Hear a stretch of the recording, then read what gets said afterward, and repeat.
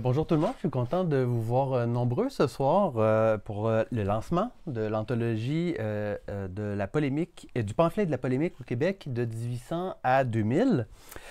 À la fin du mois de mars cette année, j'ai eu le plaisir de rencontrer pour la première fois en personne Dominique Garand. Donc je ne le connaissais pas.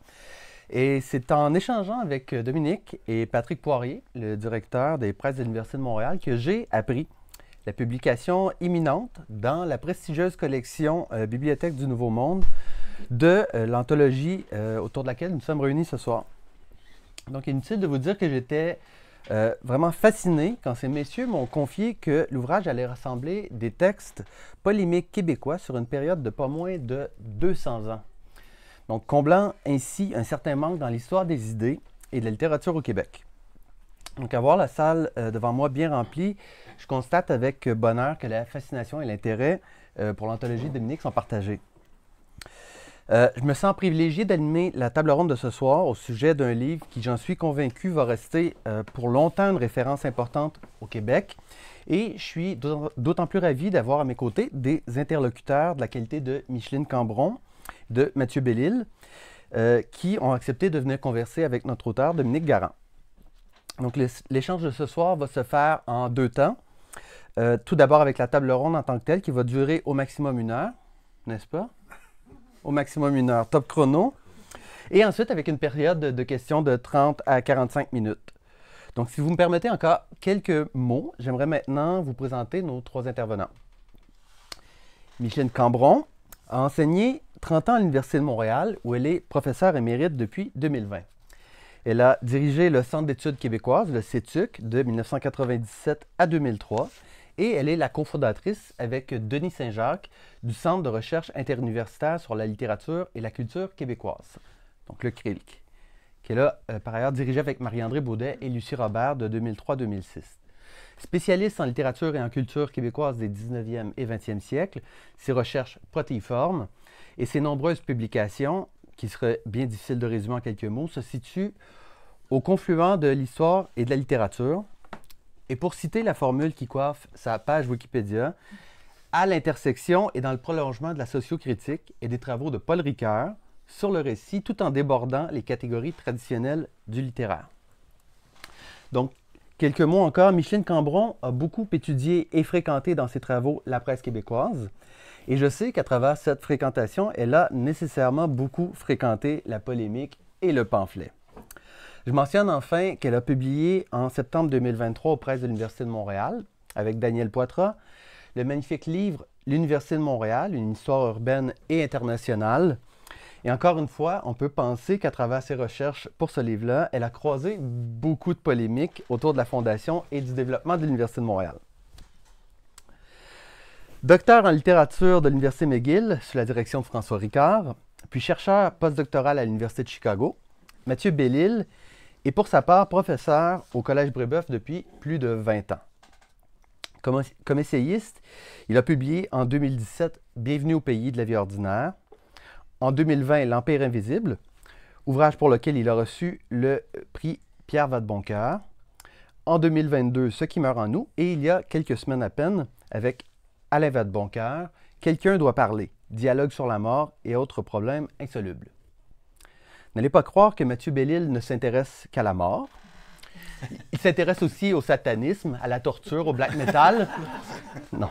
Il s'est notamment, sans blague, il s'est notamment aussi intéressé au rire et à l'humour en publiant en 2010 aux presses de l'Université de Montréal le drôle de roman L'œuvre du rire chez Marcel Aimé, Albert Cohen et Raymond Queneau. Mathieu est également éditeur chez Le MEAC, où il a notamment édité le collectif Liberté malmenée, qui traite d'une des grandes polémiques des dernières années, l'affaire Verouchka-Lieutenant Duval. C'est aussi chez Le MEAC qu'il a fondé et qu'il co-dirige avec Alain Roy la collection L'Inconvénient, qui compte déjà 5 ouvrages. Mathieu est aussi un écrivain médiatique et qui dit média dit souvent polémique. On retrouve entre autres ses textes et chroniques dans la revue L'Inconvénient et dans le journal La Presse, et on peut l'entendre régulièrement à la balado de Fred Savard et dans diverses émissions culturelles. Enfin, Dominique Garand, dont nous célébrons le travail ce soir, est professeur titulaire presque retraité au département d'études littéraires de l'UQAM. Je dis presque retraité parce qu'il a donné récemment son tout dernier cours. Je pense que ça vaut une petite main d'applaudissement quand même. Bravo. Et Dominique est aussi chercheur au CRILC, où il a travaillé à différents projets de recherche, notamment sur la presse montréalaise de l'entre-deux-guerres, sur l'histoire de la vie culturelle et artistique au Québec. Il a également travaillé à l'analyse des modalités rhétoriques et énonciatives par lesquelles s'organisent les stratégies de lutte et ou de coopération entre des énonciateurs en situation de conflit. Et enfin, sur un répertoire de textes polémiques au Québec qui a mené à la présente anthologie. Donc, ces travaux portent principalement sur la sémiotique narrative, les théories de l'énonciation, la rhétorique de l'argumentation et, vous l'aurez deviné, le conflictuel en littérature et la théorie du polémique. Ces publications sont trop nombreuses pour que je les nomme toutes, mais je mentionnerai simplement qu'il a été lauréat du prix Jean-Étier Blais pour son essai Accès d'origine, ou Pourquoi je lis encore Groux Basile Ferron. Un bibliothécaire ne sort jamais sans ses livres. Ensuite, que Polygraphe, il a écrit un roman, Florence Reprise, chez Leméac, en 2015, et que dans la veine qui nous intéresse ce soir, il a publié divers ouvrages, dont La griffe du polémique, qu'il a co-dirigé avec la regrettée Annette Hayward en 89 à l'Hexagone, donc La griffe du polémique. L'ouvrage collectif État du polémique en 98 chez Nota Bene. Donc, État du polémique, je vous le dis, est maintenant téléchargeable en ligne gratuitement. Je ne sais pas si tu le savais, Dominique. Non. Voilà. Il a publié également Portrait de l'agoniste Gombrowicz chez Libère en 2003, ainsi que Un Québec polémique, éthique de la discussion dans les débats publics, écrit en collaboration avec Laurence Daigneault-Desrosiers et Philippe Archambault chez Urtubise en 2014. Tout cela, en plus d'avoir contribué toujours sur le sujet de la polémique, à de très nombreux chapitres de livres. Je dis finalement que Dominique a publié sa thèse de doctorat sur le sujet qui nous intéresse ce soir. La voici, 1991, Les voies écrites de la violence. Donc, thèse dirigée par Walter Moser. Donc, acceptée le 21 décembre 1990. Et c'est pas publié. C'est sur les rayons de l'Université de Montréal. Donc, Dominique Garand, bonsoir. Avant d'entrer dans le vif du sujet, j'aurais une question de human interest, comme dirait un de nos grands polémistes, Michel Chartrand, pour toi. Donc, on se connaît depuis peu longtemps, mais tout de suite, j'ai eu l'impression que tu étais quelqu'un de très doux et bienveillant.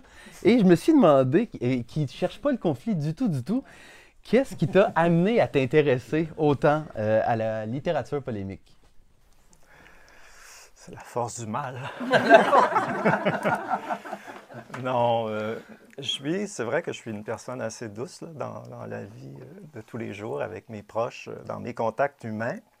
Mais je ne sais pas pourquoi, quand j'écris, j'ai une sorte de fougue qui apparaît. et tout ça a commencé assez jeune. Quand j'étais au bac, j'ai commencé à écrire des comptes rendus de lecture. Puis, probablement parce que je voulais m'affirmer. Je cherchais à être critique, voilà. Et puis, je pense en fait que la raison la plus fondamentale, c'est que, en fait, le conflit m'intéresse, mais me dérange. Et j'ai voulu peut-être comprendre comment ça fonctionnait, les situations de conflit, et avec peut-être l'espoir aussi de trouver des solutions. Ça a commencé avec ça. OK. Ouais. Et pour ce qui est de ton projet d'anthologie lui-même, j'ai mentionné tout à l'heure le répertoire de textes polémiques que tu as fait au CRILC, ça date déjà d'il y a quelques années. Ouais. En fait, ta thèse de doctorat aussi depuis 1991, donc c'est un intérêt qui ne date pas d'hier, on peut dire. Le projet d'anthologie en tant que tel, comment il est né et depuis combien de temps tu travailles? C'est venu très progressivement, c'est-à-dire mon mémoire de maîtrise, c'est devenu un livre, La griffe du polémique, portait sur le conflit entre les régionalistes et les exotiques. C'est pour ça qu'Annette Hayward a eu une importance dans ma vie, parce qu'on en discutait beaucoup. Et à la suite de ça, il y a eu ma thèse là, que vous avez apportée, où là, je cherchais à ouvrir sur autre chose que la stricte polémique, mais sur l'écriture de combat, mais en littérature aussi, que ce soit en poésie ou dans le roman. Ce qui m'a amené à m'intéresser à Gombrowicz, justement, auquel j'ai consacré un essai. Et puis, donc, comme ça, chemin faisant, c'est devenu un peu ma spécialité. Et j'ai enseigné, j'ai donné des cours à l'UQAM sur cette question-là. Ensuite, j'ai fait rarement dans ma vie des demandes de subventions. Ben, en fait, j'en ai fait quelques-unes, mais j'en ai obtenu rarement. Alors, mais celle que j'ai obtenue m'a permis d'aboutir à ce livre aussi que vous avez mentionné, Un Québec polémique. Et à partir de là, on a commencé avec l'équipe de recherche que j'avais formée à rassembler des textes, puis on s'est pris au jeu. Puis On est vers quelle année, là, environ? On est en 2004. 2004. Et là, on s'est pris au jeu finalement, a commencé à trotter dans ma tête l'idée de rassembler vraiment tout ce que je pouvais trouver sur les textes polémiques. C'est vaste, évidemment. Ça a pris des années. Et puis, comme ça, on est allé chercher à peu près, on a recensé autour de 3000 textes d'importance très variable, en tout cas, bon. Et puis, on a construit une banque de données. Et c'est à partir de cette banque de données que je me suis dit, je vais aller chercher ce qu'il y a de plus intéressant dans tout ça. Et au bout de presque 20 ans, ça donne ce livre-là. Mais ça ne veut pas dire que j'ai travaillé pendant 20 ans continuellement. Il y a eu des périodes où c'était en jachère. Alors, c'est ça. Mais je suis très ému de voir que maintenant c'est paru. C'est vraiment avec tout. C'est une somme de travail que j'ai fait moi-même, mais en étant aidé aussi. Il faut que je vous dise que quand même des auxiliaires de recherche qui ont mis la main à la pâte et sans lesquels j'aurais pas pu faire ça. Et plusieurs spécialistes. Ils sont tous remerciés. J'espère que j'ai oublié personne. Ils sont tous remerciés.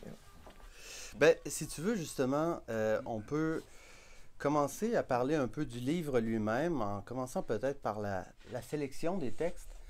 C'est vaste, 3000 textes, 200 ans d'histoire. Donc, et là, ça se ramène à une centaine. Oui, c'est ça. Donc, il y a eu vraiment une sélection qui a été faite.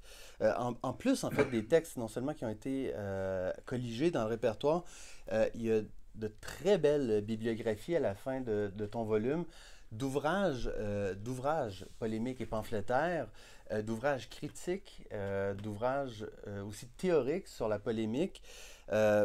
Donc, j'aimerais ça savoir en amont, dans le fond, comment tu as tracé la frontière entre ce qui est polémique et ce qui ne l'est pas. Je sais même que dans le projet de répertoire des textes, tu avais même fait un appel à tous pour dire si vous avez des textes polémiques que vous avez colligés, des vieux journaux, c'est de les envoyer. Donc, il y avait beaucoup de matériel. Donc, comment tu as pu tracer ce qui était polémique et ce qui ne l'était pas? Et une fois que tu as eu tes textes polémiques, qu'est-ce qui a fait que tu as choisi un texte plutôt qu'un autre dans les 3000? Ouais. D'abord, un mot sur les bibliographies, puis sur les notices de présentation de chaque texte, où il y a des références qui sont données pour aller plus loin, pour ceux et celles qui voudraient creuser la question.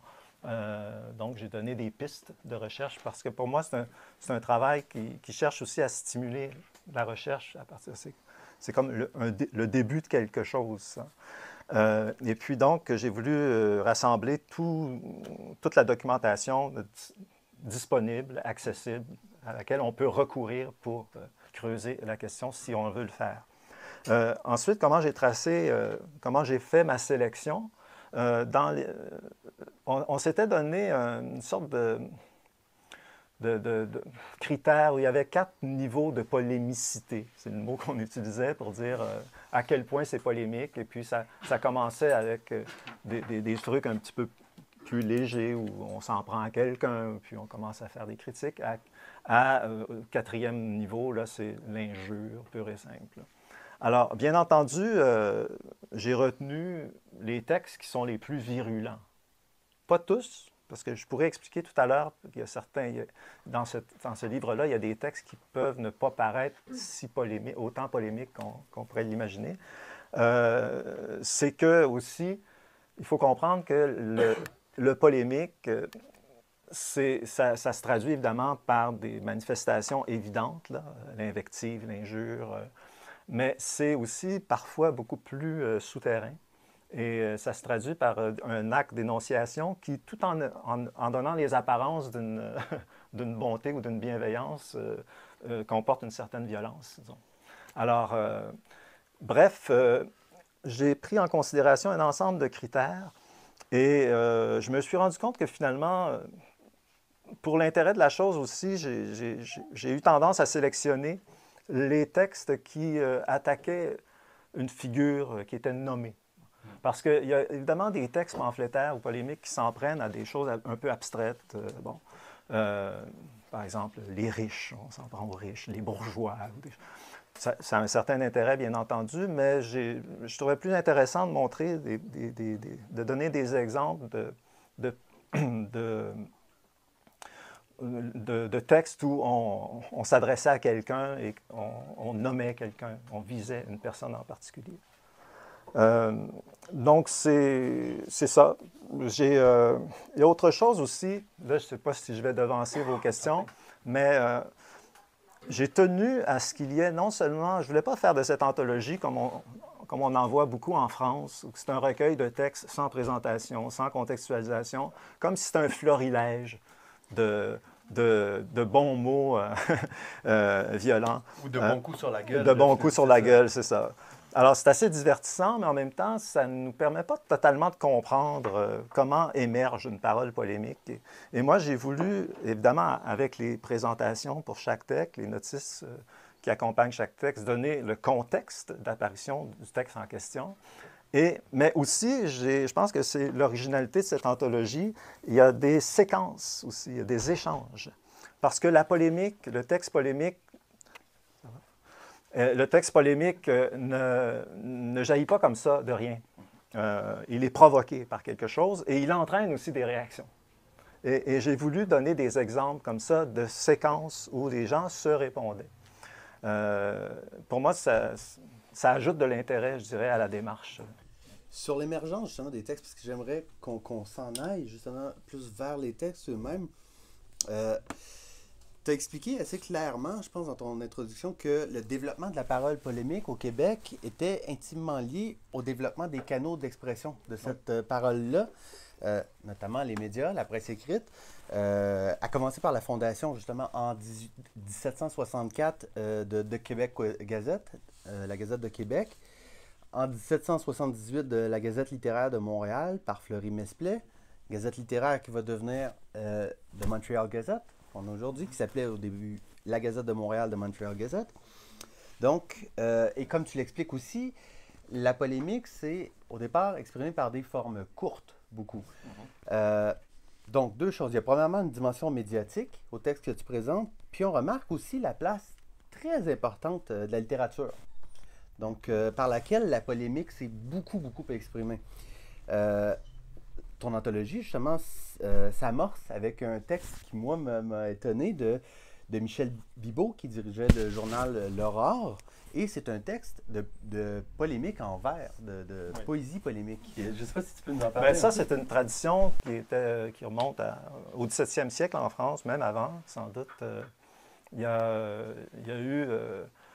cette pratique-là était courante, des épigrammes, par exemple, des choses comme ça. Et ça a beaucoup inspiré quelqu'un comme Michel Bibeau et ses contemporains. Et je tenais justement à donner des exemples comme ça qui nous présentent une autre facette de la parole polémique. Et c'est aussi assez divertissant de voir comment on peut s'en prendre à quelqu'un, le critiquer, et puis à travers un geste poétique. Bon. La valeur de la poésie dans tout ça, on peut l'interroger, mais il reste que c'est les premiers pas de la poésie au Québec aussi. Alors, Michel Bibeau, c'était le premier poète publié au Québec. Et il était d'abord journaliste et il publiait dans son journal parfois de ses poésies, il les offrait à ses lecteurs. Et il y a des gens qui lui répondaient, puis il a été beaucoup critiqué, alors il se défendait. Bon. Alors, il y a de ça. Remarquez que la poésie, puisque je parle de la poésie, ça c'est au tout début, on est au début du 19e siècle, on est dans les années 1810, ensuite 1830, mais plus tard dans le siècle aussi, il y a un exemple aussi de texte autour de l'affaire Riel qui adopte la forme poétique aussi. Et puis, même au 20e siècle, il y a un exemple aussi de Claude Gauvreau, Ode à l'ennemi, qui est un texte assez connu quand même, qu'on le retrouve souvent dans les anthologies de la poésie québécoise. Et là encore, c'est une vocifération avec des sacres et tout. Bon. Alors, je trouvais ça intéressant de montrer que la polémique peut adopter cette voie-là aussi. Maintenant, la place de la littérature. Oui, premièrement, c'est le journalisme qui est le berceau de la polémique. Ça, c'est très, très clair. Sauf que les journalistes eux-mêmes, les fondateurs de journaux, pas tous, mais souvent étaient des écrivains, des aspirants écrivains. Alors, forcément, ils avaient cet intérêt-là aussi pour la littérature. L'autre facteur aussi qui a fait en sorte que la littérature a pris beaucoup de place dans le monde, dans le discours polémique au Québec et ailleurs aussi, en France, c'est également le cas, c'est que c'est un canal d'expression des passions qui permet d'éviter l'affrontement idéologique trop direct. Il y a toujours de l'idéologie derrière et parfois même de la politique, mais disons que ça donne un peu, ça ouvre le champ de l'expression. D'abord, les écrivains sont amenés à le faire parce que depuis le début, Michel Bibeau, c'est quelqu'un qui a cherché à faire advenir la littérature. Il est un de ceux qui ont voulu que la poésie soit reconnue. Et donc, il y a un combat qui a été mené pour que la littérature soit reconnue. Et puis, ensuite, c'est que la littérature aussi, je pense que ça dérive si je prends la nomenclature qui avait été proposée par Aristote déjà, des trois genres de discours principaux. Vous aviez le juridique, le délibératif, qui est plus du côté de la politique, des débats politiques, et l'épidictique, où là, on est dans l'éloge ou le blâme. Alors, la littérature épidictique, évidemment, lorsqu'on se tourne vers le blâme, nous entraîne vers aussi ce qu'on reconnaît comme étant une parole polémique maintenant. Alors, il y a différents facteurs comme ça, mais disons que les écrivains se sentent... c'était souvent leur gagne-pain que de faire du journalisme, et c'était pour eux une forme d'engagement. Et même à travers des critiques littéraires, on trouvait un investissement qui pouvait nous rapprocher d'une parole politique. Je donnerai simplement l'exemple de Tardivelle, qui critique un jeune poète qui s'appelle Eudore Éventurel, qui en est à son premier recueil de poèmes, et il l'éreinte complètement. Je pense que ça a signé la mort d'Éventurel sur le plan littéraire. Mais en fait, derrière tout ça, est-ce qu'il s'en prend vraiment aux poètes? En fait, ce qu'il vise, c'est tous ceux qui l'ont supporté, l'idéologie libérale qu'il combattait lui-même. Alors, vous voyez, il y a toujours cette jonction dans la polémique entre, même si elle porte sur la littérature, entre l'esthétique, le littéraire, l'idéologique, le politique. Ouais. Ben, en fait, j'aimerais revenir pour une dernière peut-être question directement à toi, et puis de haut niveau là, sur les contenus du livre. Ensuite, j'espère, en fait, Micheline et Mathieu, vous pouvez bien entendu intervenir. On se serait peut-être attendu dans une anthologie comme ça à la présence de certains textes canoniques de la polémique au Québec, par exemple, je ne sais pas, le manifeste du FLQ, Speak White, Refus Global, etc. Il n'y a pas non plus, là je dis ce qu'il n'y a pas finalement dans le livre, il n'y a pas non plus de textes de langue anglaise ou d'auteur anglais, donc et pourtant de Lord Durham à Mordecai Richler, c'est pas ça qui manque au Québec, la polémique, et non plus il n'y a pas de texte de polémique linguistique. Aussi, dernière absence, les femmes. Ils ne sont pas absentes. Sont pas absentes, mais on peut dire quasi absentes. Hein. Tardivement présente. Tardivement présente, oui. Donc, tu mentionnes que justement que la polémique, comme tu l'as dit tout à l'heure, c'est le plus souvent exprimé par les hommes et dans le registre de tous les attributs de la force et du combat qu'on attribue à tort ou à raison à la masculinité. J'aimerais ça lire un petit passage justement que tu écris à ce propos-là. Très tôt dans le processus d'assemblage des textes choisis pour cette anthologie, un constat s'est imposé, la quasi-absence de textes de femmes. Étais-je en train de reconduire à mon insu le préjugé traditionnel qui fait de la polémique une activité virile? L'abondant lexique guerrier entourant la polémique, cette valorisation de la puissance du verbe, de l'autorité, de l'amour, du combat, des duels et d'autres passes d'escrime, traduit clairement le lien entre la polémique et des jeux longtemps réservés aux hommes. Il y a là une réalité sociologique et historique qu'il est impossible de contourner. Dans un univers politique entièrement dominé par les hommes, comment les femmes pouvaient-elles faire entendre leur voix, le seul fait de voter ne leur ayant été accordé qu'en 1940? Donc, ça dit tout. Ça dit tout, c'est ça, en effet. Mais en fait, là-dessus, je me demande, est-ce qu'il y a réellement, disons avant les années 50 ou 60, une quasi-absence des femmes dans la littérature polémique québécoise, ou c'est les critères surtout qui Non, ont fait en sorte? ben, en fait, c'est les critères aussi qui font en sorte qu'elles apparaissent plus tardivement, parce que, évidemment, pour qu'il y ait droit de vote en 1940, il a fallu qu'il y ait des militantes aussi qui revendiquent ce droit-là, et ça n'a pas commencé en 1939. Bon. Alors, c'est donc qu'il existait il y a des femmes aussi qui ont dirigé des revues culturelles et puis qui s'exprimaient sur la place publique. Sauf que c'était difficile de les intégrer, malgré le fait qu'on pouvait reconnaître une forme de lutte dans leurs propos. Ça n'adoptait pas beaucoup le style de la confrontation. Ouais. Que j'ai privilégié quand même dans l'anthologie. Alors, c'était pour des raisons de stratégie, pour faire entendre leur voix. Évidemment, elles se devaient de ne pas trop se montrer provocantes, provocatrices, je ne sais pas comment on peut dire. Alors, c'était donc, il fallait ménager un peu l'adversaire. Hein? Sinon, évidemment, on les faisait se taire. Et donc, il y a ce phénomène-là. Malgré tout, il y a quand même une première femme, il y en a sans doute. Peut-être que Micheline pourra me dire que j'en ai négligé quelques-unes avant, mais la première qui m'est parue, la première qui devait figurer dans cette anthologie-là, c'est Eva Circé-Côté, mais qui a commencé même dans les années 1910. Et à l'époque où Le Devoir était fondé, elle s'en prenait même à Henri Bourassa, donc elle faisait preuve d'un certain courage, sauf qu'elle signait avec un pseudonyme masculin. Alors, donc, elle s'est cachée pendant longtemps. À un moment donné, elle a fini par signer de son propre nom. Parce qu'elle-même, elle avait, avec son mari aussi, elle avait reçu aussi des blâmes de la part du clergé. Alors, donc, elle faisait attention de ne pas hypothéquer sa prise de parole.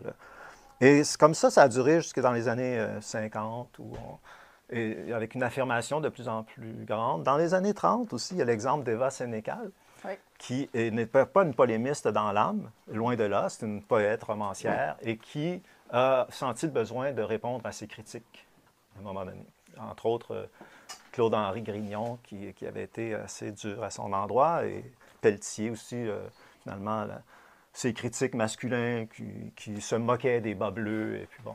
Alors, elle a répondu avec courage, je dirais. Donc, j'ai trouvé intéressant de mettre son texte dans l'anthologie. Mais disons qu'une parole féminine qui adopte le style un peu plus véhément, ça n'apparaît que dans les années 70-80. Michel, je ne sais pas si tu as quelque chose... Moi, j'ai quand même pris la peine de relever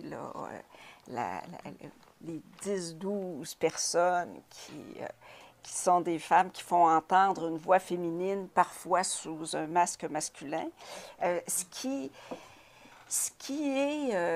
est caractéristique, je pense, de la période durant laquelle tu as surtout vu Eva Circé-Côté, avec raison, je pense, c'est que très souvent, le ton qui ressemblerait à celui qu'on associe aux polémiques, on le trouve dans des correspondances privées.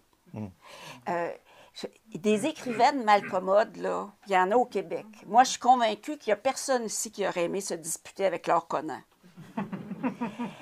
Mais c'était dans des lettres privées et aussi à l'intérieur de textes de fiction. Dans les textes de fiction, ces personnages se permettent des choses, un peu carrées, disons. Je pense que c'est bien sûr lié au statut des femmes à l'époque. C'est aussi lié au fait que, et ça a été bien montré dans ce que tu nous as dit, c'est lié aussi au fait que la polémique s'est très fortement ancrée dans des espaces médiatiques singuliers. La polémique, c'est ici, maintenant, dans telle revue, dans tel journal. Et quand on attaque quelqu'un, on attaque aussi le média dans lequel il nous a parlé. Et donc, c'est très clair à toutes les fois. On s'attaque jamais seulement à une personne. On s'attaque à un ensemble médiatique. Éventuellement, ça peut être élargi à la grandeur d'un parti politique. Ça peut être élargi à la grandeur d'une institution, comme l'Église, par exemple. On trouve quand même beaucoup de textes qui sont très polémiques et très agressifs à l'endroit de l'Église. Mais il n'en reste pas moins que tout ce discours-là, pour les femmes, il est un peu compromis par le fait que, à l'intérieur des périodiques, je ne dirais pas qu'on les confine, mais on les installe généralement dans une page féminine. On bride un peu pour elles la possibilité d'intervenir dans l'espace public. Et moi, je me souviens d'un article qui portait sur le journal Le Jour, qui avait été publié par un étudiant dont je ne me souviens pas le nom, vous me pardonnerez, et lui aussi, j'espère, où on montrait qu'à partir du moment où, dans la page féminine du journal Le Jour, la signataire principale prend position au plan polémique, au moment où la guerre vient d'être déclarée. Je veux dire, là, on ferme la page féminine. Ça s'arrête là. Et donc, cette personne-là, je veux dire, j'imagine qu'elle va aller vers d'autres combats, mais elle n'est plus au jour. Donc, il y a cette difficulté-là aussi. Les femmes sont pas très souvent fondatrices de périodiques. Et de ce point de vue-là, ce qui distingue Éva Circé-Côté des autres, c'est qu'elle l'a fait, fonder des périodiques. Et donc, j'imagine que ça lui donne, à l'intérieur des équipes médiatiques, des équipes éditoriales, un pouvoir que, sans doute, tout le monde ne parvient pas à acquérir. Pourtant, c'est étonnant parce que le fondateur du Jour, Jean-Charles Harvey, tu parles de ce journal-là, oui. Était quand même pour la cause des femmes. Oui, et là, c'est vraiment... Là, c'est vraiment la grande politique, là. Elle est contre la conscription. Et pas Jean-Charles Harvey. C'est ça. Et donc, au bout de 5-6 articles où elle avait toute liberté dans sa page. C'est ça qu'il faut comprendre. Donc, c'était exceptionnel. Et donc, elle avait fait intervenir des gens, elle avait fait publier un poème qui était pour la paix et contre la guerre. Elle avait fait des interventions. Et donc là, non, ça va pas. Donc, en fait, de mémoire, elle reste à l'intérieur du journal, mais là, on la place dans des espaces où elle est davantage bridée. J'aurais un autre exemple à apporter aussi. Il est dans l'anthologie, c'est celui de Mignonne Ouimet, dans les années 1930, 32, je pense, en fait. Et en fait, c'est un texte, je suis tombé sur ce texte-là, et elle n'était pas nommée. C'était dans un livre qui rassemblait des textes de Saint-Martin, Albert Saint-Martin, son université ouvrière. Alors, lui, c'est tout un personnage aussi vraiment hors du commun, aussi très marginalisé. Le texte dans l'anthologie qui avait été faite autour de ses publications, c'est une biographie, en fait, qui rassemblait certains de ses textes. Ce texte-là apparaît, c'est une conférence qui est manifestement une énonciatrice, mais c'est comme si c'était attribué malgré tout à Albert Saint-Martin dans le livre. Et c'est grâce à une de mes auxiliaires de recherche, Ariane Gibault, qui connaît bien la littérature féministe, que c'est elle qui m'a dit, on a retrouvé le nom de la personne, c'est Mignonne Ouimet. Alors, ça, c'est... Et ça, c'est un texte assez exceptionnel, celui-là. C'est très avant-gardiste, très avant-gardiste. Il y a ça correspond, en fait, ça jette les bases. C'est quand même publié en 31. Ça jette vraiment les bases de toutes sortes de discours qui vont apparaître et qui n'ont pas trouvé à se cristalliser avec autant de force. C'était un milieu très marginalisé, hein, c'est ça. Oui. Si on prend un petit peu de recul sur les textes eux-mêmes, en fait, je voudrais revenir peut-être rapidement sur les objectifs que tu avais en publiant cette anthologie-là. Donc, il y a beaucoup de figures littéraires, culturelles et politiques oubliées, qu'on voit là-dedans, des non-oubliés, encore des faits historiques même, ou des polémiques même, dont on n'a jamais entendu parler. J'ai trouvé personnellement que c'est un ouvrage vraiment très bien conçu. À chaque groupe de textes, il y a une petite notice introductive, toute courte, très, très, très, très claire. À la limite, comme je disais tout à l'heure, je pense que c'est un livre qui serait très accessible à des étudiants du cégep. Et dans tes objectifs, justement, tu disais que tu voulais combattre un préjugé. Donc, je me permets encore une fois de lire un petit bout de ton introduction. Tu dis « L'opinion est devenue un lieu commun répété à satiété. Le Québec francophone serait réfractaire à la polémique. La présente anthologie est là pour offrir un démenti à cette impression. » T'ajoutes plus loin, avant de le prouver irréfutablement en 476 pages, il suffit de parcourir les journaux de toutes les époques pour constater que la parole publique québécoise, que ce soit ouvertement ou de mauvaise foi, s'avère résolument chicanière. Au Québec, aussi bien qu'ailleurs dans le monde, on sait critiquer, blâmer, railler, protester, déplorer, dénoncer, s'indigner, vilipender, condamner, accuser. On sait même tenir des propos méchants, mesquins, persifleurs, moralisateurs, arrogants, méprisants, voire haineux. Et par-dessus le marché, on s'emploie à rire aux dépens de l'autre. Le seul point qui nous distingue d'autres cultures est que nous avons de la difficulté à l'admettre.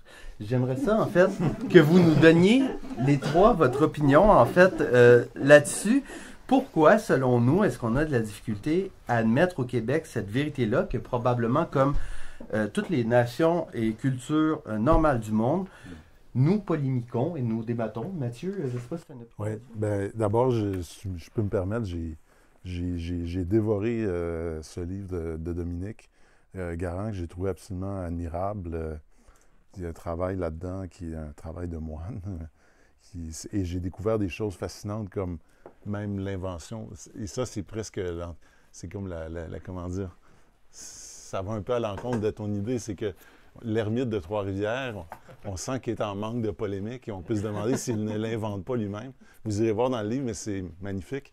C'est comme un personnage sous pseudonyme qui envoie des lettres, puis on a l'impression on pense que c'est lui qui écrit les lettres, qui répondent à ses propres lettres. Donc, il chicane avec lui-même. Mais pour revenir évidemment, il y a quand même des choses je pense que cette affirmation-là de Dominique, elle est un peu polémique. Dans le sens où c'est vrai qu'il y a des polémiques, très clairement, dans l'histoire du Québec. Ce qui est frappant en même temps, parfois, c'est que quand on lit des choses qui se sont produites ou des échanges qui ont eu lieu il y a 10, 20, peut-être pas 10 ans, mais 25, 30 ans, on réalise qu'on a oublié vite. On a vite oublié qu'il y avait eu ce déchirement absolument terrible et cette lutte à finir qui polarisait. Et puis, quand on pense à des... Je ne veux pas trop empiéter là-dessus, mais quand on pense à des polémiques récentes, on observe un peu le même phénomène. C'est-à-dire une espèce d'éclatement tous azimuts. Tout le monde se sent pressé de prendre position. Et après ça, il y a un immense silence. C'est comme une chape de plomb qui tombe. Et mon observation, quand je lisais le livre, et ça me frappait dans l'anthologie, c'est à quel point il y a un coût. Il y a un coût social, il y a un coût politique, il y a un coût peut-être même économique à polémiquer. Et très souvent, les personnages qui sont les principaux polémistes dans le livre, pas tous, mais il y en a beaucoup dont le destin les a poussés vers la marginalité, qui n'ont pas eu... des gens qui se sont retrouvés un peu le cul entre deux chaises. On ne sait pas où les placer. Isolés, ils n'ont pas de camp. Et les seuls, et à mon avis, la taille de la société québécoise, mais plus encore, le fait qu'à certains moments de l'histoire, on ne sait plus exactement où sont les... On n'est plus certain de compter sur un camp assez fort pour nous appuyer, fait en sorte que c'est plus difficile qu'on pense de polémiquer. C'est-à-dire, quand les camps sont très bien tranchés, quand il y a vraiment comme une... Il y a des moments de l'histoire du Québec où il y a une clarté évidente entre... Il y a les bleus, il y a les rouges, il y a le oui, il y a le non. Bon, là, on sent que cette volonté dans les dernières 10 ans de... les woke, les conservateurs, il y a des gens qui cherchent ça. Et les seuls polémistes qui s'en sortent sont ceux qui sont adossés à un camp hyper solide et presque un parti, un média. Quand je compare à la France, par exemple, c'est la seule chose qui me frappe, c'est que peu importe les époques, il y a toujours un bassin suffisant d'appui pour permettre à quelqu'un de polémiquer contre le reste. C'est-à-dire, alors qu'au Québec, parfois, j'ai l'impression qu'on peut se retrouver seul. Et moi, je l'ai vécu à ma modeste mesure dans certaines histoires où, si j'avais continué, si j'avais persisté, je me serais retrouvé à l'écart. Parce que la différence de moyens était telle que je sentais que je peux me faire écraser à toutes les semaines par quelqu'un. Enfin, mais ceci dit, je trouve ça fascinant comme livre. Je ne sais pas si on est si polémiqueur que ça. On est émotif. J'ai l'impression qu'il y a des moments où... c'est très émotif. Mais c'est parce qu'on se compare souvent aux Français de ce point de vue-là. Puis c'est vrai qu'en France, ils ont cet amour peut-être plus prononcé que chez nous, de l'invective, du bon mot en cinglant. C'est presque un sport national. En tout cas, ça l'a déjà été. Et peut-être aussi, tu as peut-être raison de dire que si on compare encore avec la France, que ceux qui se permettent ça, c'est parce qu'ils se sentent appuyés aussi par un groupe. Ils sont soutenus. Ici, c'est un fait. Si on regarde le destin de gens comme Arthur Buis, par exemple, on voit que très, très rapidement, lui, il revenait de France. Hein. Il avait lu les chroniques de Rochefort et puis il s'est dit, on va faire quelque chose comme ça ici. Et bon, il y a eu de la censure, évidemment, immédiate. Donc, il est allé chercher un certain public, mais évidemment, ce public-là s'est senti reçu une foule de pression de la part du clergé pour s'éloigner de cet individu qui était trop critique. Alors, il y a eu quelques francs-tireurs, je pense, qui ont obtenu ce soutien-là. Louis Fréchette, je pense qu'il se sentait appuyé. Mais Filiatro, presque à la même époque que Fréchette, en fait, tout à fait dans la même époque, et du même clan, curieusement, lui, sa revue, Canada Revue, a tout de suite été censurée. Et puis, il est revenu à la charge, mais vous voyez, c'est un nom qu'on a à peu près oublié, hein, Aristide Filiatro. Mais si je peux me permettre, oui. Je pense qu'il ne s'attaquait pas aux mêmes personnes. Fréchette a le bon goût de s'attaquer à des gens qui sont déjà un petit peu ridicules. Soyons francs, là. C'est ça. Bon. Et quand on lit les textes, ça, c'est un des bonheurs de lecture. Je veux dire, quand on lit Tardivelle ou qu'on lit Victor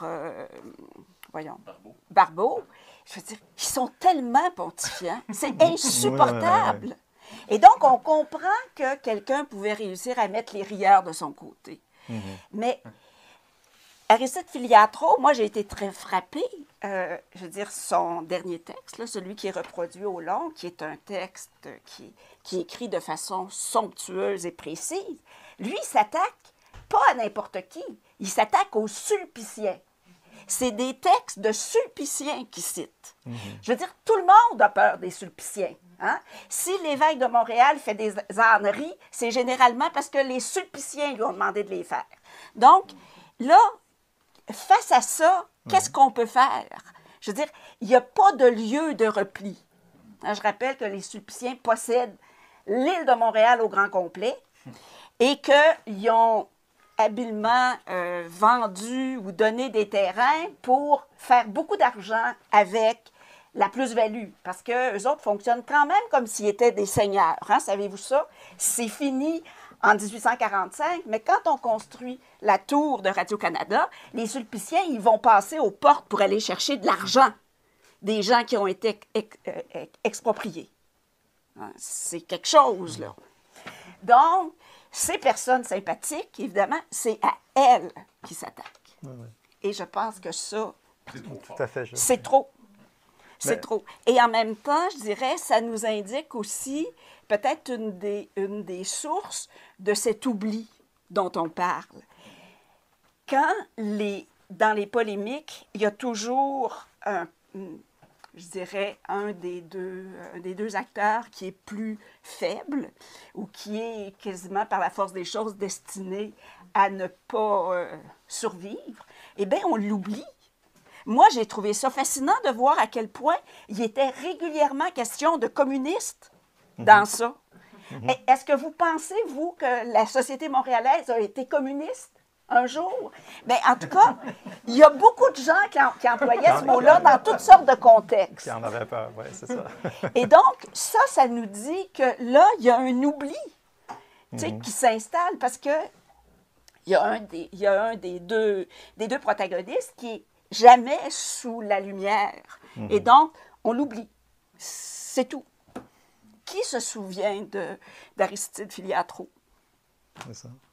Mais il y a une chose aussi qui m'a... Tout à fait d'accord avec ce que tu dis.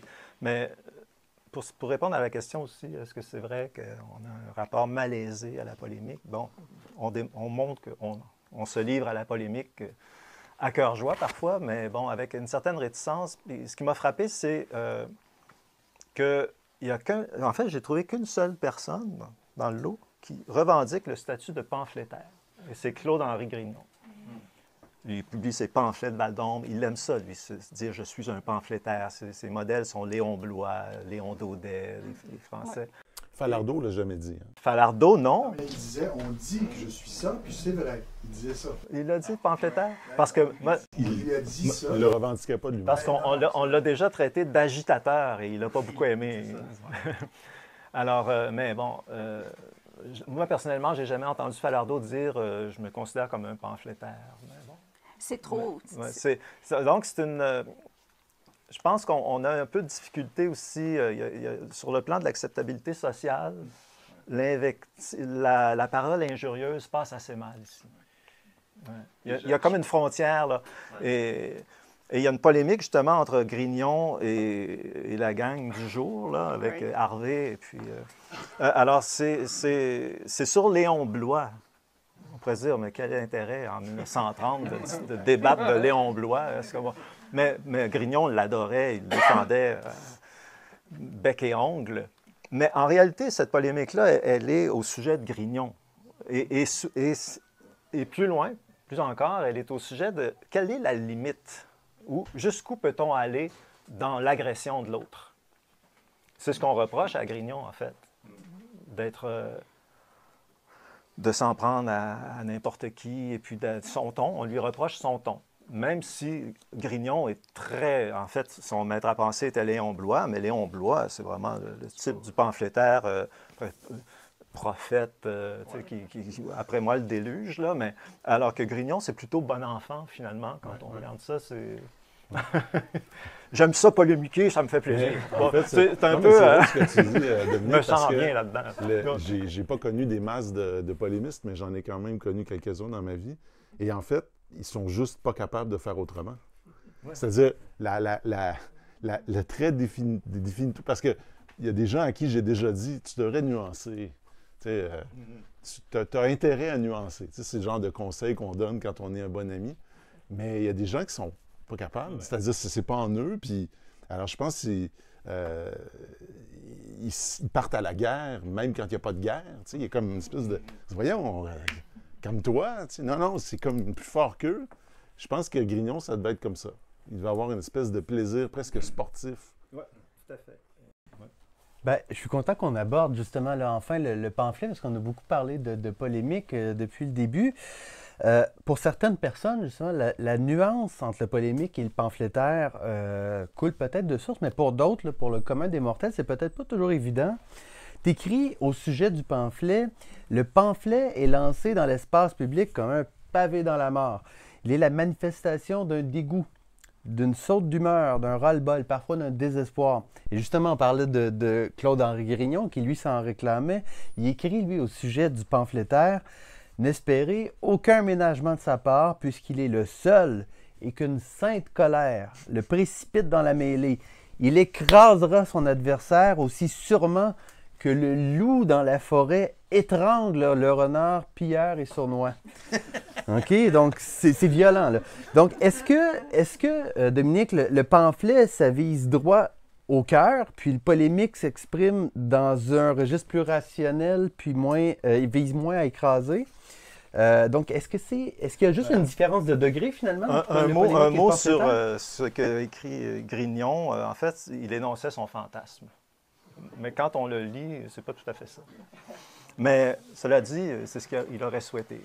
Il aurait souhaité être cet homme qui balaie du revers de la main la médiocrité du monde. Bon, mais sinon, la différence entre le polémique, pamphlet, on dit que ce n'est pas évident pour le commun des mortels, mais pour le chercheur, ce n'est pas non plus.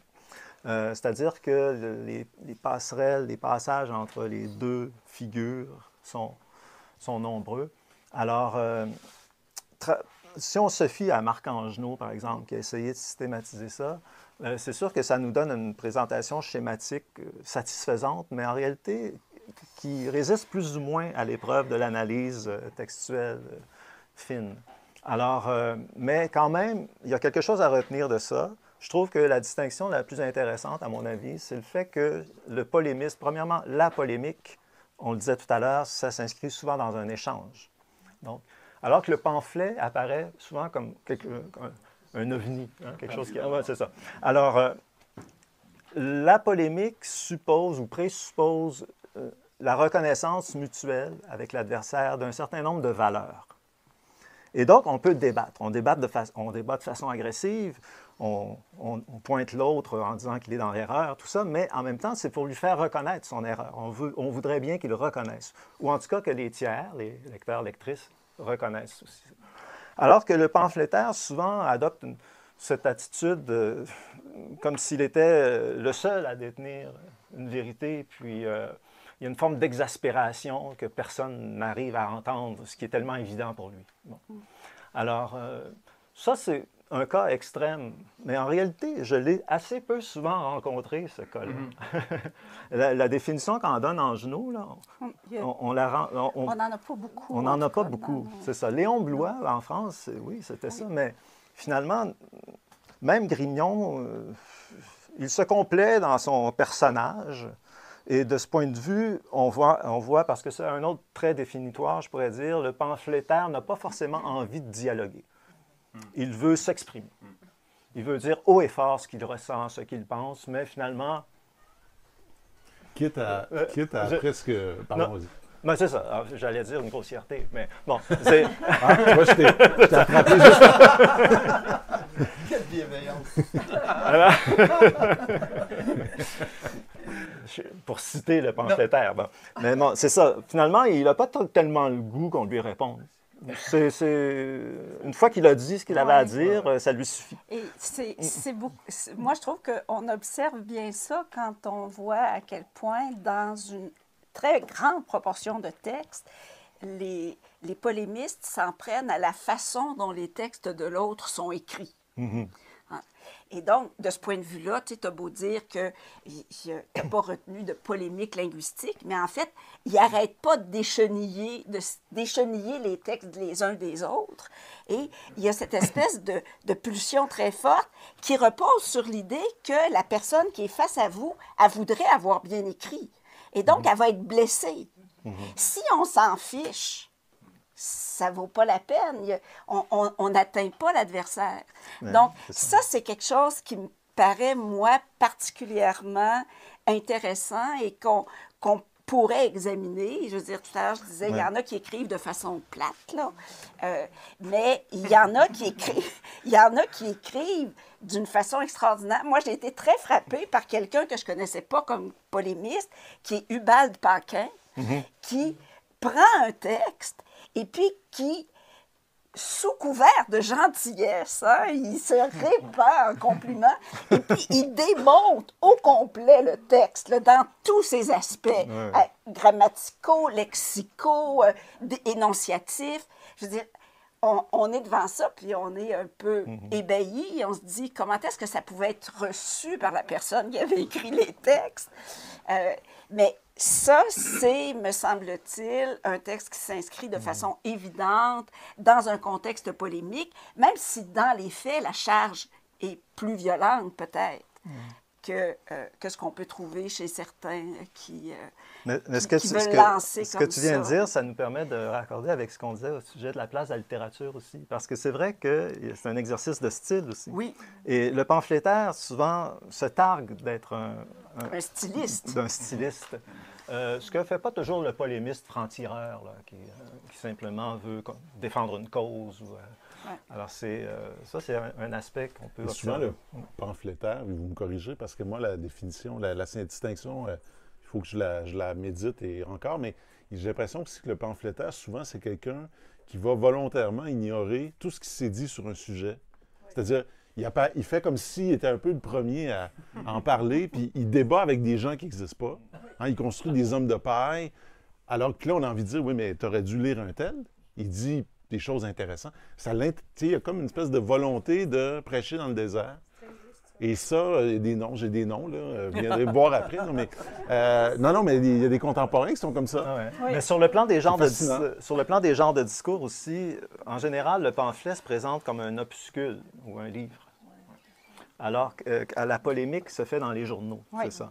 C'est pour ça que Grignon s'est vu comme un polémiste en tant que critique dans les journaux, tout ça, mais il fonde ses pamphlets de Val d'Ombre. Et là, il peut donner libre cours à son écriture, à sa vision du monde. C'est ça. Les grands pamphlets n'apparaissent pas ici, malheureusement, parce que ce sont souvent des livres volumineux. Oui. C'est ça. On ne peut pas mettre ça dans Non, c'est ça. Alors, Oui. alors qu'un polémiste, le polémiste type, c'est Oliver Asselin, qui, lui, était plutôt sur le terrain du politique et qui prenait beaucoup de risques aussi. Il a fait de la prison, il a été accusé de libelle diffamatoire, bon. Mais il s'amusait comme un fou. Oui, ça paraît. dans Oui, son il s'amusait. écriture. Ouais. Et il était styliste à sa façon aussi.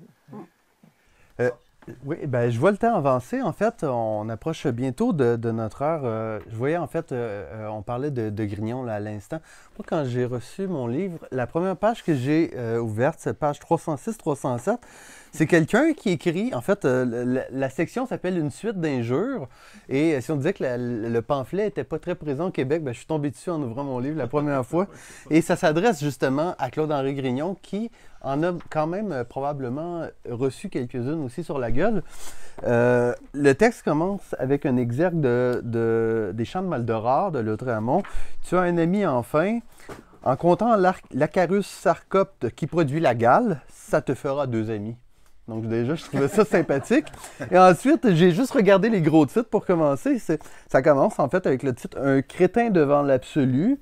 Et puis le deuxième titre, c'est « Un gros salaud ». Donc ça donne à peu près le ton du texte. Mais on n'a pas retrouvé Qui était l'auteur. C'est CS. Hein, L'anonymat, c'est toujours utile. Oui. Le pseudonymat. Et on le pratique encore de nos jours dans les revues, l'anonymat. Donc, en fait, en terminant, j'aimerais à Micheline et à Mathieu, en fait, poser des questions relativement à leur expérience. Mathieu, tu enseignes au Collège Brébeuf depuis plus de 20 ans, comme je disais. C'est quoi les rapports des jeunes, de tes étudiants avec la polémique? Est-ce que ce rapport-là aussi a changé depuis que tu as commencé à enseigner? C'est une très bonne question. C'est drôle parce que la réflexion... Est-ce qu'ils la pratiquent? Est-ce qu'ils la pratiquent sur les réseaux sociaux? Est-ce que... je ne les vois pas aller les vois là-dessus. pas, non. En classe, parfois, il peut y avoir des débats qui peuvent devenir assez costauds, mais en même temps, le travail du prof, c'est plus de calmer le jeu souvent et c'est pas d'alimenter ça. Allez! mais en fait, je vais répondre sans répondre, mais parce que j'enseigne la littérature et je me suis rendu compte en lisant cette magnifique anthologie que, vous savez, dans les dernières années, avec ces mots proscrits, ces mots qu'on ne doit pas dire, ces œuvres dans lesquelles il y aurait telle représentation, ça nous est tombé dessus et on avait l'impression que c'était la première fois de l'histoire la littérature et de l'histoire, des idées, qu'on avait affaire à ce genre de problème, alors qu'en fait, c'est pas le cas. Et ça, j'ai trouvé ça intéressant. Ça m'a presque rassuré. C'est-à-dire, je me suis dit, finalement, on vit dans le même monde que celui de Michel Bibeau et que d'autres. Et en fait, c'est intéressant que la littérature soit ce lieu-là, parce que finalement, ça reste à l'échelle de la société un espace assez, je dirais pas marginal, je ne veux pas abuser des mots, mais c'est quand même pas central au Québec. La littérature est là, mais elle n'est pas si...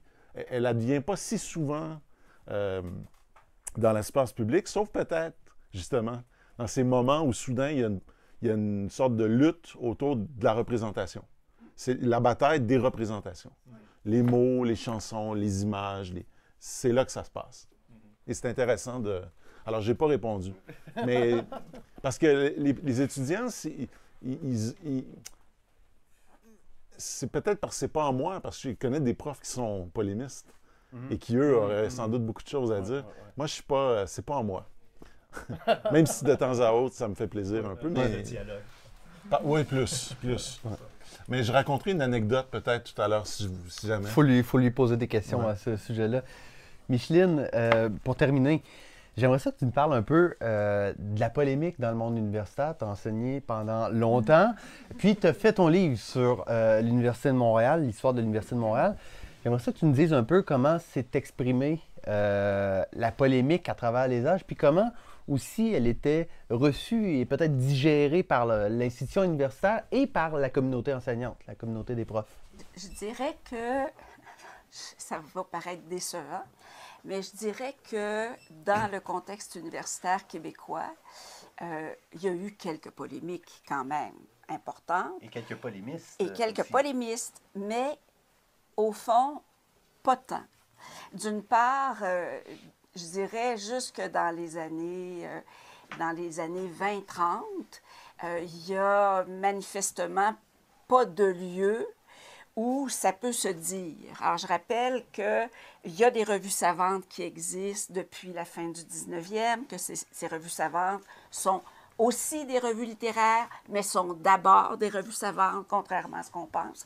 Et ce n'est pas un lieu dans lequel il y a un espace qui permettrait ce type de discussion-là. Et puisque les débats sont quand même parfois un peu sophistiqués, les journaux ne semblent pas non plus être le bon lieu. Donc, là, il y a un problème, je pense, de canaux. On n'a pas les bons canaux, mais il va y avoir des discussions importantes. On peut penser, par exemple, à la façon dont Marie-Victorin va réussir à convaincre l'administration de l'université que les professeurs laïcs, il faut les payer parce qu'ils mangent. Bon. Et c'est assez remarquable qu'à ce moment-là, il utilise les journaux et il va réussir à mobiliser d'autres paroles autour de lui et il va gagner. Mais tout ça, ça reste sotto voce, hein?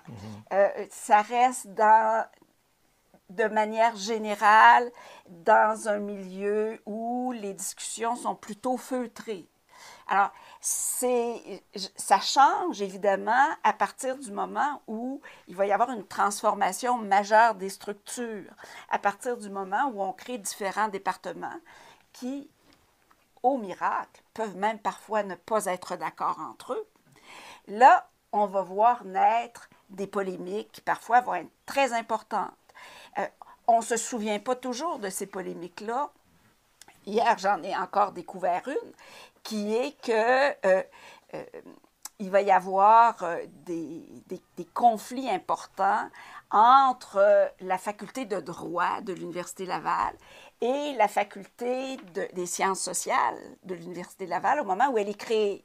Parce que pour les professeurs de droit qui enseignent le droit comme au temps de Rabelais, et je ne caricature pas, là, Oui, un peu quand même. Qui donc donne un enseignement qui est vraiment un magistère. Hein? Ils lisent leurs notes. Et ces gens-là considèrent que toutes les sciences sociales, ça descend du droit. Et donc, que tous ces départements-là, ils devraient être soumis à leurs facultés, à eux. Bien là, ça se passe pas bien. Parce qu'il y a quand même des gens qui leur répondent. Et finalement, bien, on va... La façon... Des gens qui leur répondent, Micheline, Il y a c'était des par gens quel, par quel Alors, canal on exprimait la polémique? On répond par des journaux. Des journaux. On répond par des journaux, mais aussi beaucoup par des correspondances internes, hein, des résolutions d'une assemblée à une autre, contre une autre. Et donc, ça demeure quand même un milieu qui favorise pas je dirais, la diffusion large des conflits. Est-ce que je peux intervenir là-dessus? Parce que, en tout cas, dans cet ouvrage, il y a quand même, je ne dirais pas des prises de bec, parce que c'est fait avec une certaine élégance, mais il y a quand même au moins un exemple de rapport conflictuel ou de dialogue marqué par le conflit entre deux universitaires, Oui. mon ex-collègue Bernard Andrès et Oui. Marc Angenot. Oui. Bon. Il y a aussi Jean Larose, dans les années 90, qui, là, j'ai inscrit une partie de son livre, La souveraineté rampante, qui est un pamphlet, carrément, Oui. mais qui avait plusieurs cibles. J'ai retenu celle qui concernait Pierre Foglia. Bon. Mais pour des raisons aussi d'économie d'espace. Et aussi de montrer la différence entre un chroniqueur dans un journal et un universitaire qui pense s'adresser la parole, mais finalement, ils ne sont pas sur le même plan. Mais il reste que Larose s'en était pris à mon ex-collègue Jacques Pelletier. Oui. Il y a eu une époque quand même où ça brassait dans les facultés universitaires. Et je dirais que l'apparition de polémistes, le visage de la polémique a changé à partir du moment où il y a eu des gens qui ont accédé aux études supérieures, de plus en plus.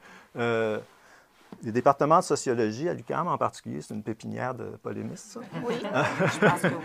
Et puis, mais sinon, même dans les années 70, le marxisme, quand le marxisme était fort, il y avait des revues culturelles Oui, qui se revendiquaient de ça, chronique, stratégie. Il y avait vraiment des affrontements. Oui, entre les revues culturelles, il y a des affrontements, il y a des choses qui s'apparentent à l'injure, il y a des débats plutôt virulents. Les revues vont adopter une sorte de conception du milieu polémique qui est celle qu'on avait au début du 19e dans les journaux.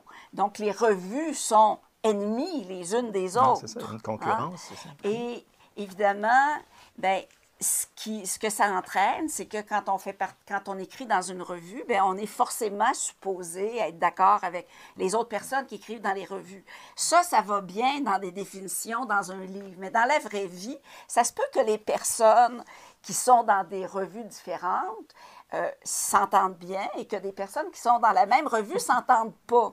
Et donc, ce type de polarisation-là ne peut pas se maintenir dans la durée. Si on examinait, par exemple, la revue Liberté, où il y a eu de sacrés polémistes, hein, on verrait qu'il y a comme des espèces de vagues. Il y a des moments où il y a beaucoup de polémiques, et puis ensuite, bien, faute d'avoir vraiment des ennemis, ça retombe. Donc, là, il y a quelque chose... je pense que là, Là, peut-être qu'on touche à ce qui était dit au début, c'est-à-dire que la pulsion du combat n'est pas grande au point que quelqu'un soit prêt à entraîner une revue puis à ce que la revue se fasse harakiri. Donc, en tout cas, ça fait partie des choses auxquelles je pense qu'on pourrait réfléchir à partir de ça. Bien, écoutez, la conversation est très intéressante, mais justement, je voudrais l'élargir maintenant. On a passé l'heure déjà, je vous avais promis moins d'une heure, mais je voudrais justement élargir la discussion à vos questions sur le livre. S'il y en a?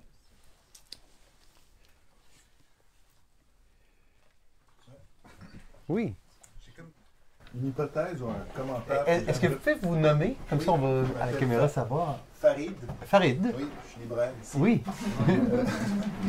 Une hypothèse ou une idée, puis j'aimerais vous entendre rebondir là-dessus. Donc, quand on parlait de pourquoi il n'y aurait pas tant de polémistes ou de pamphlétaires au Québec, je trouvais ça intéressant de vous entendre discuter de ça. Puis à un moment, Mathieu a dit qu'il connaissait des gens qui avaient de la difficulté à nuancer. Puis je le cite, il dit qu'ils partent à la guerre même quand il n'y a pas de guerre.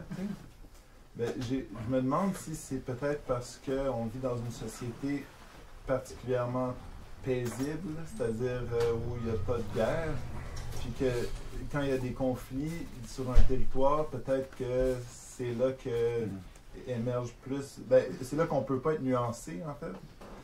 Je ne sais pas si c'est peut-être. Est-ce que je peux tout de suite réagir à ça? Parce que oui, j'aurais un bon exemple à vous donner à ce sujet. Puis je suis d'accord avec votre hypothèse, c'est vrai. Il y en a qui ils vont intervenir comme ça de façon brutale parce qu'ils veulent faire bouger les choses. Ils veulent créer un mouvement, créer du mouvement. Et un bon exemple de ça, c'est un passage que Mathieu mentionnait, l'ermite de la rue des Forges. Là, on est dans la Gazette de Trois-Rivières dans les années 1830. Et qui est dirigé par Ludger Duvernay. Et en fait, l'ermite constate, comme bien des gens à cette époque, bien des gens qui étaient lettrés, constate le vide culturel et veut faire naître des échanges dynamiques sur la littérature, sur la poésie. Et sa façon de le faire, c'est justement d'être un peu provocateur. Et là, ça suscite des réactions, bien entendu, la bonne société réagit. Cela dit, ça va un peu plus loin, cette histoire-là, parce que l'hypothèse qui est retenue maintenant, elle n'est pas complètement confirmée, mais disons que c'est une suite d'échanges qui fait 25 pages là, dans le livre. J'ai tenu à la donner dans son intégralité. Il y a une femme qui intervient là-dedans, un médecin, un avocat, un notaire, puis... tout le monde se met à critiquer l'ermite qui a pris la parole, qui est prétentieux, qui se réclame de Montaigne, etc. Et finalement, on signe un peu sa mort littéraire. Il a voulu créer quelque chose, puis finalement, on le rabaisse, et puis à la fin, il se retire. Son valet dit « Il est mort, voici son testament ». Bon. Et Adélaïde, qui lui avait répondu, signe son épitaphe, une épitaphe complètement disgracieuse. Mais l'hypothèse en question, c'est que tout ça serait l'œuvre d'une seule personne, Ludger Duvernay. C'est comme un roman épistolaire polémique. Parce que Ludger Duvernay voulait justement susciter du débat, voulait faire naître quelque chose dans un pays où il n'y avait pas encore l'existence d'une littérature vivante. Myriam Moïtchik? Oui. Moi, je me demandais, est-ce que le ton évolue à travers le temps, le ton de la polémique? Est-ce que, par exemple, l'utilisation de la satire, de l'ironie, est-ce qu'on l'a plus utilisé, par exemple, on sait dans les journaux satiriques je suis content du 19e siècle, que... versus aujourd'hui, on a l'impression que les gens ont moins d'humour. Est-ce que c'est un mythe ou c'est pas vrai? J'aurais tendance à le penser aussi, mais j'aime bien la question parce que je voulais insister là-dessus, justement, parce qu'une de mes préoccupations, c'était au-delà de l'histoire des idées qu'on peut retracer là-dedans, des conflits idéologiques. Je voulais que ce soit aussi le panorama des styles de la polémique. C'est pour ça que je suis allé chercher vraiment différents exemples, de différentes postures, de différentes manières d'aborder le conflit. Alors, oui, la satire au 19e siècle en particulier était très, très présente. Au début du 20e, des gens comme Jules Fournier, par exemple, c'est un maître de la satire. Et puis, on parlait d'Oliver Asselin tout à l'heure aussi. C'est quelqu'un pour qui c'était vraiment un jeu sérieux, mais quand même, il mettait beaucoup on sent qu'il y prend beaucoup de plaisir, un plaisir malin, dira-t-on. Alors, c'est une des choses que j'aime dans ce travail-là, c'est d'avoir pu rassembler des textes qui ont des factures assez diversifiées. Et comme ça peut nous donner des idées aussi. On peut se dire que finalement, ce qui se passe en ce moment dans nos journaux, c'est peut-être un peu pauvre, finalement. Il y a tout un éventail de possibilités qu'on n'exploite plus et qui mériterait qu'on y retourne. Est-ce que je peux réagir à ce commentaire-là? Parce que C'est une des choses que je me disais en lisant l'anthologie et puis en vous écoutant, c'est que aussi les journaux maintenant sont peut-être devenus trop lents par rapport aux réseaux sociaux. C'est-à-dire que et puis d'ailleurs, on évite bien le problème en arrêtant ça en 2000, parce que après 2000, à partir de 2010-15, les polémiques, ça part dans tous les sens. Et c'est vrai que les médias sociaux apparaissent comme des espaces beaucoup moins policés, même s'ils le sont, là, par des algorithmes, que le peuvent l'être les journaux. Et d'autant plus que les journaux, par exemple, pour prendre l'exemple du Québec actuellement, sont dans une position économique très fragile. Et plus on est fragile, plus on est allergique au risque. Et il y a beaucoup de, je dirais ceci, il y a probablement aussi beaucoup de textes qui seraient plus polémiques et qui ne passent pas l'étape de la révision. C'est-à-dire à qui on va demander d'adoucir. Et je ne vise pas un journal en particulier, mais je peux vous dire que ça arrive. et que ça ne se fait pas sous le mode de la censure brutale, mais pourtant, sous le mode du dialogue, néanmoins. On dit que la polémique, ça peut faire vendre la copie, justement. Ça dépend laquelle. Ça dépend qui on vise. Éric Bédard? Dans le prolongement de ça, peut-être que la pauvreté, c'est une pauvreté proprement littéraire.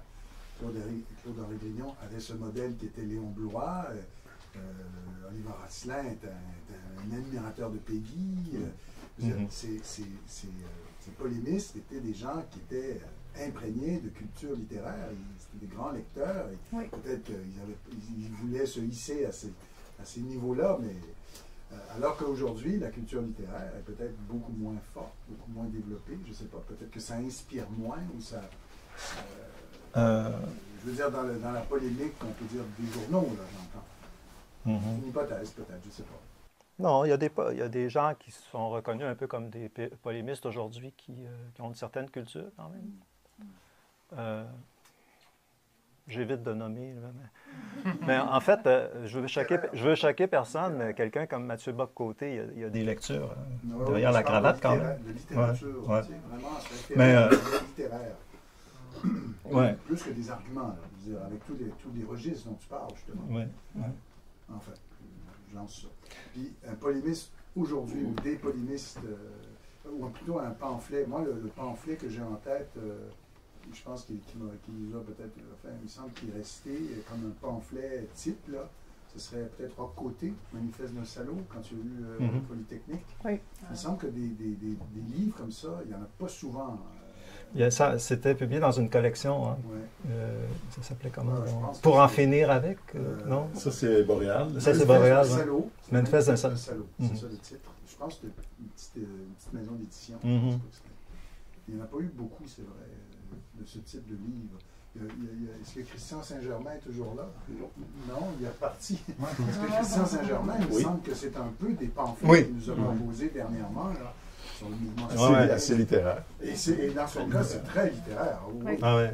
Il est peut-être déçu de ne pas être dedans. Non, mais c'est après 2000, surtout. Hein, qui est sorti oui, c'est ça.